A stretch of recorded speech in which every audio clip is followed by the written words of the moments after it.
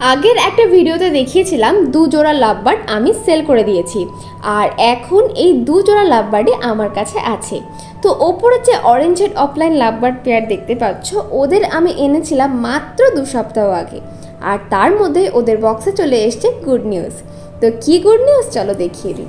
আসতে না আসতেই আমার এই লাভবার্ড পেয়ারটা টোটাল 4টে ডিম পেড়েছে।